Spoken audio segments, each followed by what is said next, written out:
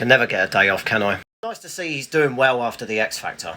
Please don't judge me, I couldn't resist. So it appears there's a little bit of trouble in Paradise. A private army of mercenaries that has been fighting alongside the regular Russian army in Ukraine has decided, you know what, we've had enough. As this is currently ongoing as we speak, I would urge people to keep an open mind. Whilst this could be an interesting development, the skeptic in me thinks that this is being massively overblown. When it comes to war, propaganda goes both ways, guys. Remember that. There's Russian propaganda and pro-Western and Ukrainian propaganda. And whilst I've seen a fair chunk of you celebrating the prospect that Russia's about to go into a civil war, these guys aren't exactly the nicest people in the world. The leader of this group has Idi Amin levels of insanity. It's believed that a large chunk of this group are ex-convicts. In fact, some of their recent activities involves putting landmines and booby traps all over Tripoli in Libya. Now, what do I think is going to come of this? Judging by what the leader has said,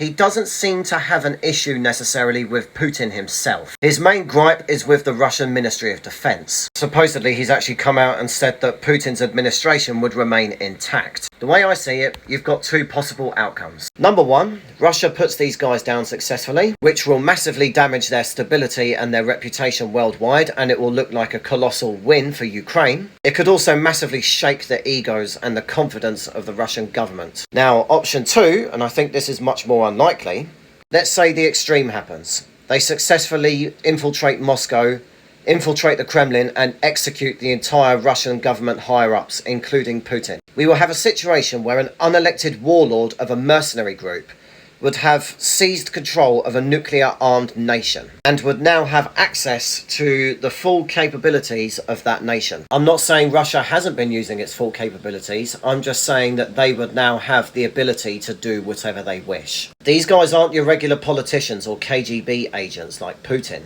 They're battle-scarred military men. Supposedly, the Russian military has already started destroying their equipment. The reality is, we'll just have to see what happens. I don't know what's going to happen any more than you do. What I'd like to see happen, personally, is a little bit of fighting, just enough to snap the Russian government's heads out of this war complex and just stop the war entirely. To make them think, you know what, enough is enough. We can't do this anymore. We can't risk a full-blown civil war. Enough people have died on both sides. It's time to call it a day. But that's me being hopeful and idealistic.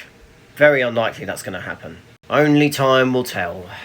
Though you could bet the US and UK intelligence services are monitoring them closely. And you could bet the good old CIA is probably involved as well.